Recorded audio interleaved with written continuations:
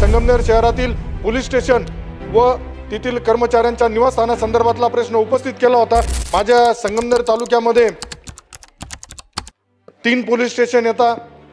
त्यामध्ये आत्ता सध्या जे गुलेवाडी ग्रामीण तालुक्याचं आहे तिथं राहण्यासाठी व जे कर्मचारी राहत आहे त्यांच्या इमारतीची दुरवस्था झाली आहे, त्यासाठी सुद्धा अतिरिक्त निधीची गरज आहे। तसेच यापूर्वीच्या अधिवेशनामध्ये सुद्धा संगमनेर शहरातील पोलीस स्टेशन व तेथील कर्मचाऱ्यांच्या निवासस्थानासंदर्भातला प्रश्न उपस्थित केला होता।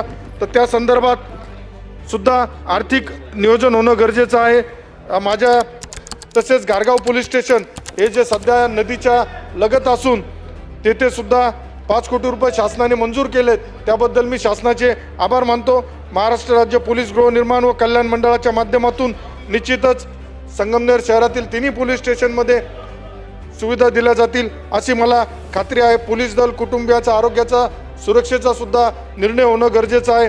पोलीस जनता यांच्यातील संबंध सुद्धा सुधारणं गरजेचं आहे।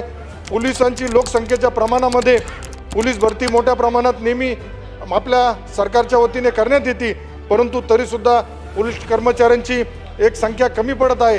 तरी प्रत्येक पोलीस स्टेशनला लोकसंख्येच्या मानाने पोलीस उपलब्ध होणं अतिशय गरजेचं आहे। अध्यक्ष महोदय, त्यानुसार आज एक महत्त्वाचा विषय असा का ज्या पद्धतीने राजकीय क्षेत्रात काम करताना जे गुन्हे दाखल होतात त्याबाबत शासनाने वेळोवेळी आदेश काढलेला आहे, परंतु खालून ज्या खालच्या पातळीवरून ते वरिष्ठ स्तरावरती प्रस्ताव जाणं गरजेचं आहे, ते जात नाही। त्याबाबत सुद्धा अध्यक्ष महोदय आपण दखल घ्यावी।